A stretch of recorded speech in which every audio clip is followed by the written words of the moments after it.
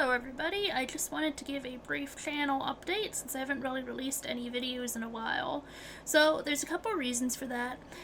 First of all, I was playing mostly gacha games, both on PC and on my phone, and I was really feeling that, as a free-to-play player or, just a battle pass player, it was just such a grind, and it was just at the point where I just didn't even want to play those games anymore. And of course, in the second part of this video, I'm going to do an overview of the different games that I was playing and do a comparison. This might be some good information if you're also a free-to-play player and you want to get into one of those games. The other reason is I have been working full-time, and the last gig that I want to do after talking to people at work all day is then also stream, where in my streaming experience I was only getting bots or pervert creepy people in the chat, which was having to take time away from the game to then ban those people, so it just wasn't a great streaming experience. So I think going forward, what I'm going to do with this channel is I'm going to focus more on how-to videos with some guides and some tutorials, and instead of focusing as before when I was streaming where I would just try to play whatever game was giving Twitch drops in hopes of getting more viewers, instead of doing that, I'm just going to play the games that I like playing, and I'm just going to make some guides for that. Now, it doesn't mean that I'm necessarily going to make content for that game all the time. I'm probably going to switch around between multiple games still, but I've been focusing more on games like Warframe, games like House Flipper, and so mainly going forward, I'm going to be doing videos that are guides for different aspects and things that you can do in that you might need a tutorial for, things that I find for example, I might share some of my build processes for House Flipper 2. I've been doing a lot of custom builds in that, so going forward that'll be the kind of videos that I will be putting out. Hopefully that'll help some people. I realized that as a returning Warframe player, I've been searching for guides, and some of the guides that I find online are years and years and years old. So hopefully doing some updated games for 2025 will help a lot of people out. So for the second part of this video, what I'm going to talk about is going to be my gacha comparison, and let's get into that. Okay, so for the second part of this video, like I said, we are going to talk about a comparison of all of the gacha games that I was playing previously in the past, and those games are Reverse 1999, Honkai Star Rail, Honkai Impact 3rd, Arc Knights, and Nikkei and Genshin. So all of them are a little bit different. I mean, they're all similar. They obviously are all gacha games. Most of them are all pretty popular. First of all, I'm going to go really just row by row in this chart, and we're going to compare some of the information on them. So in Reverse 1999, one pool costs 180 drops, and then in Star Rail, one pool costs 160 jades. In Honkai Impact 3rd, one pool is 280 crystals. On Arc Knights, one is 600 originum. And then in Nikkei, one pool is 300 crystals. And in Genshin, a pool is 160 primos. So now we're going to look at that days line, because this is really the kicker as a free-to-play player. So in Reverse 1999, if you do only just your dailies and no additional activities, for example, as a new player, you will get a lot of bonus currency to do the pools just by playing the game for the first time, doing all your stage completions, doing all of your extra daily activities outside of dailies, like your weekly activities, your monthly activities, just doing all of your completions, events, all of that. We're not going to look at that. We're just going to look at it if you only did your dailies every day, if you have no other sources of currency that you can bring in. So in Reverse 1999, it's 2 days per pool. That's not really bad. That's actually very generous compared to all of the other games, as we're about to see. In Star Rail, it takes 3 days per pool. That's actually the same as Genshin over here on this end. In Honkai Impact 3rd, it takes 7 days per pool. That's a whole week. And that primarily is one of the reasons why I haven't really been playing because if you run out of events and you don't have a lot else to do, Yeah, it's really limited. Arknights is 6 days per pool, just behind Honkai Impact 3rd by 1 day. Again, pretty painful as a free-to-play player.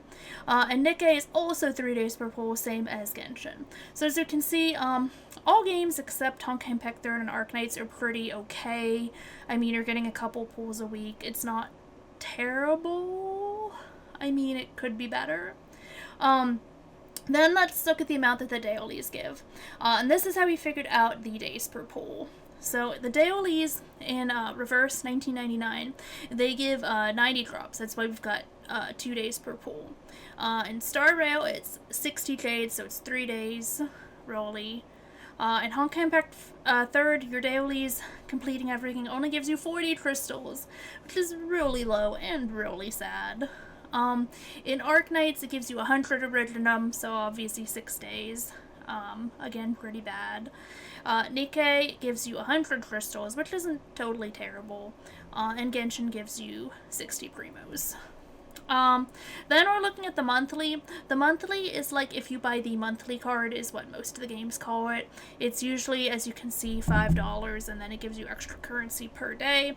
Now some of these games, give you a little bit more. So in Reverse 1999, you get an additional 90 drops per day, plus a 60 stamina item, and that's 30 days. You can use that stamina to, get more resources, get more stuff done in the game. In Star Rail, it only gives you 90 jades per day, but it does give you 300 bonus jades. And then in Honkai Impact 3rd, you get 330 crystals right away, and then you get 60 crystals per day for 30 days, and then you get 1,000 bonus crystals after 30 logins. So that really sounds like a lot, but all that it's getting, considering that one pool is like 280 crystals, 1,000 bonus crystals, 1,000 divided by like 3 is like 3, we're going to round it up to 3. So you're really only getting like 3.5 pulls out of this 1,000 crystals. The extra 60 crystals per day, 6 times 3, 18, and then we're doing 18 divided by, we'll round this up to 3, and 18 divided by 3 is, let's see, 5. That's like 6. So you're really only getting 6 pulls and another 3 pulls. You're only really getting like an extra 10 pulls out of this card, really. And that's because this one has the most text in it out of all of these. In Arknights, you get 6 Originite Prime, which basically is 1,080 Iridium. You're getting 200 Iridium, and then also an 80-day stamina item a day for 30 days. So this one, again, similar to how Honkai Impact 3rd is, it sounds like it's giving you a lot, and it's actually not really going to give you that many pulls. In Nikkei, the pass is going to give you 330 crystals and 100 crystals per day for 30 days. So I mean, it's not terrible, it's not the best. And then Genshin gives you 300 primos, 90 primos a day for 30 days. So, the best value, considering that 160, if we multiply that by 10, that's 1,600. Most of these, like Star Rail and Genshin, it's going to give you about an additional, let's see here, 90 primos per day, 9 times 3 is 27. 27 minus 16, that's 11. So it's really giving you like 15 extra pulls or so. It's not really giving you like a ton of extra. I mean, obviously it helps speed up the amount of pulls that you can get. I mean, it's up to you if you want to be the low spender and get the monthly pass or not in order to speed up your experience in those games. Then, let's talk about the pulling experience. So, in Reverse 1999, you get a 50-50. And what a 50-50 is it means that, meowing! Sable, you want to come be on video? Or are you just gonna meow back there? Okay. Meow. Did you lose your string? You don't know? Okay. With the 50-50, so what this means is that you have a 50% chance to draw the featured character in a banner, and then you have a 50% chance to not draw that character. Now, in most of these games, 50-50 does exist, as you can see across the board, except in Nikkei, there's really no 50-50, and there's no 50-50 in Honkai Impact 3rd. Every other game has a 50-50. So what 50-50 means is that if you want to guarantee getting a featured character, you have to save up double the amount that you would need to reach Hard Pity. And Hard Pity, what we are talking about is, for example, in reverse, it takes 70 pulls to guarantee that you pull that featured character. And we're just going to define 70, like, for example, that's Hard Pity. Now, in Star Rail and Genshin, and also in Impact 3rd, it is 90 pulls to reach Hard Pity. So, assuming that you lose your 50-50, you need to have either 140 pulls or 180 pulls ready if you want to guarantee that character. And as you can see, the currency rates on some of this is just not really good. Then we're going to look at Arknights. Arknights is 100 as Hard Pity, and there is a 50-50. Arknights is probably the least forgiving game, but the one redeeming feature that it does have is that in your first, 10 pulls or so, you have an up rate to draw either an A rank or an S rank character that's displayed on that banner. So my advice if you're playing Arknights is just do your 10 pulls, do them individually. You can reference my 5 tips and my tips video for Arknights where I do talk about that. But otherwise, I really wouldn't go to 100 for Hard Pity, especially with the rate that you do earn currency at. In Nikkei, the special mechanic here is that if you reach 200 pulls and you have not pulled the featured Nikkei, you can just buy that character from the ticket shop for 200 tickets. And I mean, reaching 200 again is bad, but it's nice that you can just get the character immediately from the shop. So I mean, there is that at least. And then looking at the weapon banner in these games, there's no weapon banner in reverse in Arknights and in Nikkei. But there is a weapon banner in Star Rail, Genshin, and Honkai Impact 3rd. Now, weapon banners are kind of sucky, because not only do you have to get a featured character, but most of the time you want to get their weapon in order to have them do their best. Now, this is more true in Honkai Impact 3rd than in Star Rail on Genshin. In Genshin, you can get by with the 4-star weapons. You can craft a lot of 4-star weapons. There's a lot of things that you can do to get around needing a featured weapon. Same in Star Rail. You get a lot of 5-star light cones from the Herder's store, which you get from just playing the game mode for the simulated universe. You get quite a lot of 4-star light cones just on the featured banners anyway. You don't really necessarily need the 5-star. Now, there are certain characters that do work better with the 5-star. For example, Acheron does need her signature light cone. There really aren't a lot of alternative options, especially for her specific weapon, like where she wants to have a certain amount. I forget exactly what was on her light cone because I haven't played in a while. But I just remember she needs her specific light cone to really perform. So I recommend if you are pulling a character in games, please research their weapon to see if they absolutely need it before you plan on getting that character. And lastly, as we can see here in Honkai Impact 3rd, with the weapons, so the weapons also have a pity. I should also talk about that for these other categories as well. So as we can see, the weapon banner in Star Rail, that's 80 is the hard pity. That's almost the same as the characters, which really isn't that great. It's also the same in Genshin, but it's a little bit worse in Genshin, because not only is 80 the hard pity, but there's a 75-25 system, and you have to have 2 fate points to guarantee the weapon. The weapon system's really crappy, I'm not gonna lie. Yeah, I really don't have anything that I can say about that. It's just kind of bad. And then in Honkai Impact 3rd, we've got 50 to 60 is hard pity, and it's not guaranteed, and it shares the pool.